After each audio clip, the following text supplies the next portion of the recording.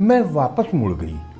बाहर खड़े लोगों के पास से गुजरती हुई दरवाजे से अंदर चली गई।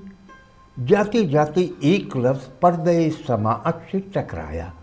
किसी ने कहा था, बेशर्मी की भी हद होती है, ये कॉलेज की लड़कियां तो बाप दादा की इज्जत का जनाजा निकाल कर दम लेंगी। किस बेशर्मी से रात के वक्त घर से निकल आई। मैं पैर पटकते हुए आंगन में पहुंची। वहां लड़कियां इसी तरह धमा चौकड़ी मचाई हुई थीं। स्वांग रचाने का मुकाबला हो रहा था। उन्होंने मुझे भी अपने साथ खींचना चाहा था, मगर मैंने बहाना बनाया कि मैं थक गई हूं। अरे बेटी, अगर थकन हो रही है तो जाकर सो जाओ, एक बड़ी बी ने कहा। अब इतनी भी थकन नहीं है, कुछ देर की बात है, मैंने कहकर लड़कियों पर नजरें जमा दी। वो लोग जोग जोगन खेल रही थीं। हमारे इधर भी शादी ब्याह के मौके पर जोग जोगन खेला जाता है। एक औरत जोगी बनती है और दूसरी जोगन, और वो एक दूसरे से मिजाह के अंदाज में सवाल जवाब करते हैं। संधि संधन की नक्काली करके, अदाकारी करके लोगों को महसूस करते हैं। उनका खेल देख देख कर मैं मुस्कुरा रही थी कि एक बड़ी बी आकर मेरे बराबर में बैठ गई। पता नहीं क्यों उसका यूं आकर मेरे बराबर में बैठना मुझे पसंद नहीं आया, मगर मैं उसे कुछ कह न सकी। वो मुझे बड़ी गौर से देख रही थी। फिर उसने मुझसे कहा, तुम अकेली आई हो ना? जी हाँ। तुम्हारे अम्मा बाबा नहीं आए? उन्हें तार दे दिया है।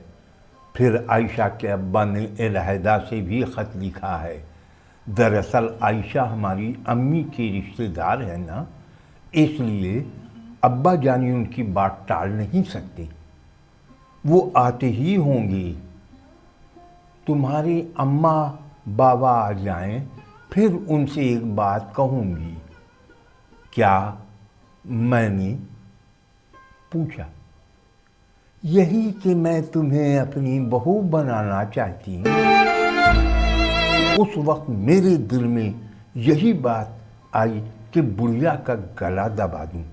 ना जान ना पहचान, और चली हैं मुझे बहू बनाने।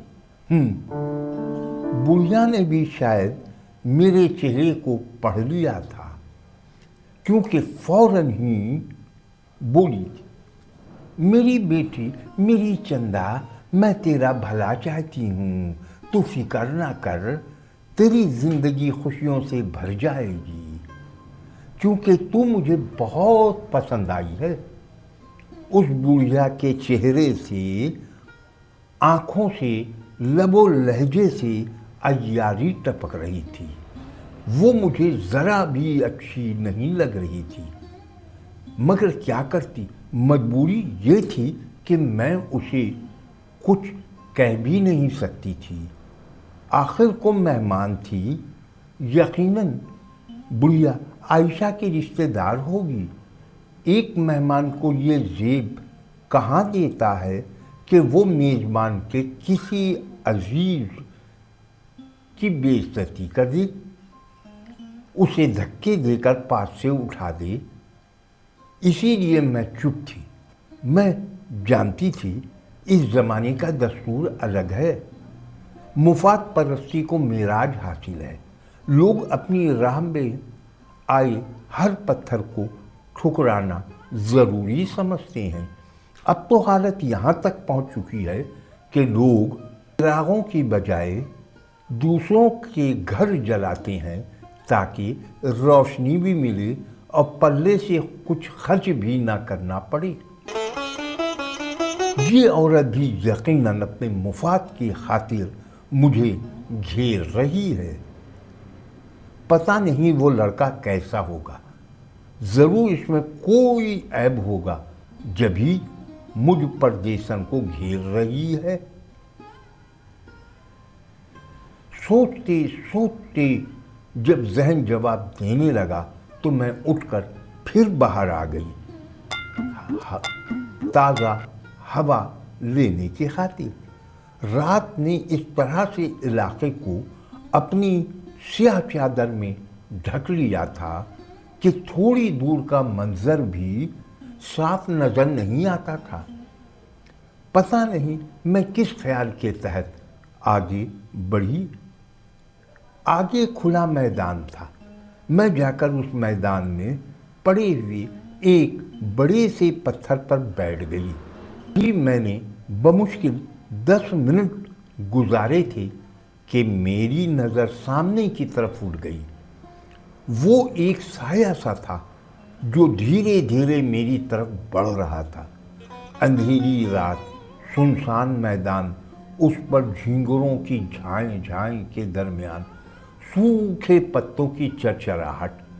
جب جب اس کے پیر ارد گرد کے پیڑوں سے جھڑ کر میدان میں جمع ہو گئے، پتوں پر پڑتے ایک مکروہ سی چرچراہٹ گونج اٹھی۔ میں اسے اپنی طرف بڑھتے دیکھ کر چونک گئی تھی اور اٹھ کر کھڑی ہو گئی تھی۔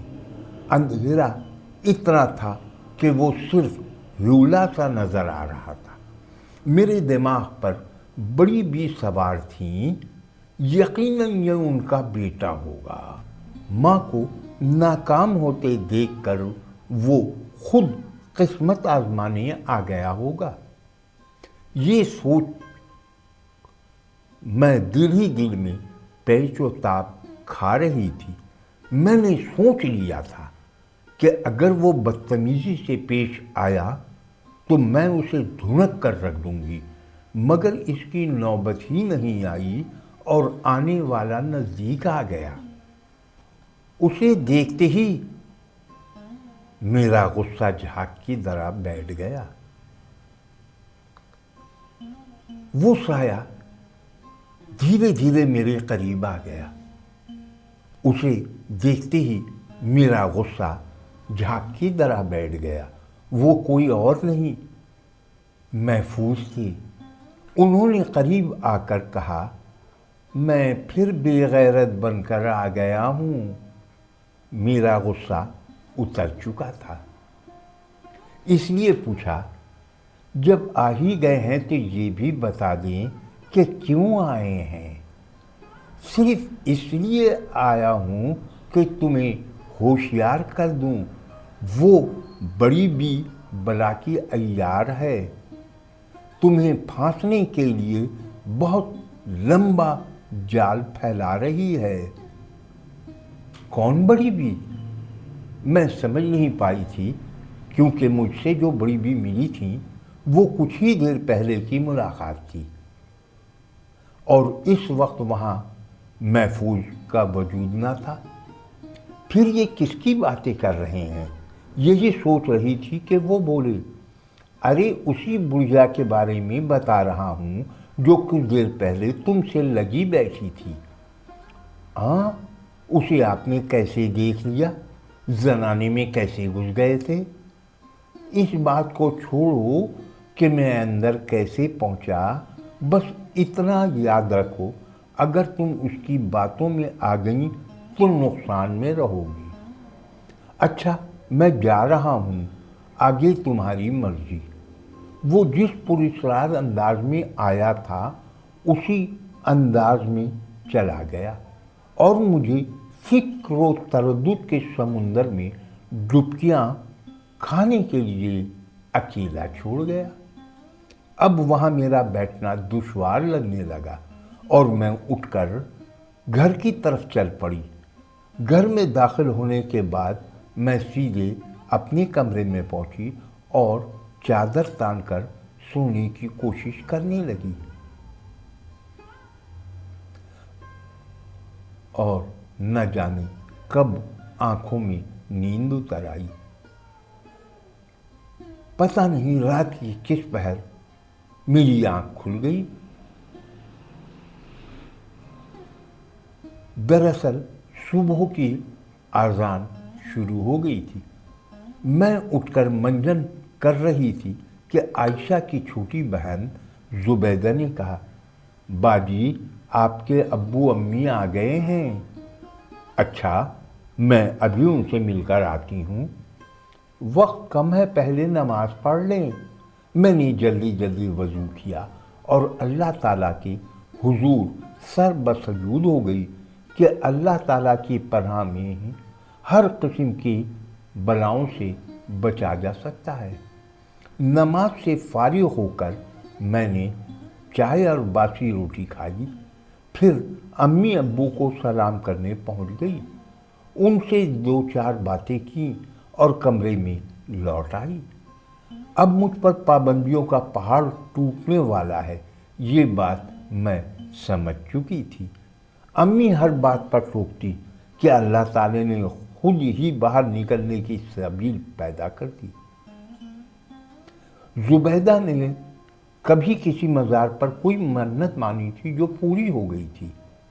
اس نے اپنی اماں سے ضد شروع کر دی کہ وہ مزار پر جائے گی۔ جمعرات کا دن تھا، ہر شب جمعہ کو وہاں محفل سما ہوتی تھی، دیگیں چڑھتی تھیں، لوگ نظر و نیاز کا اہتمام کرتے تھے، گویا کافی بڑی محفل ہوتی تھی، خوب رش ہوتا تھا۔ اسی لیے زبیدہ نے فیصلہ کیا تھا کہ اس شب جمعہ کو وہ بھی جائے گی، مگر اسے احساس نہیں تھا کہ ایک بڑا حادثہ منہ کھولے اسی کی طرف بڑھ رہا ہے۔ زبیدہ کی ضد کے آگے سب نے ہار مان لی اور شادی کے ہنگامہ کے درمیان بھی فٹن کا انتظام کر دیا گیا۔ مجھے بھی تیار ہونے کا حکم دیا گیا۔ میں جلدی جلدی تیار ہونے لگی۔ تیار ہو کر میں نے بے خوفی سے ان کے ساتھ باہر آ گئی۔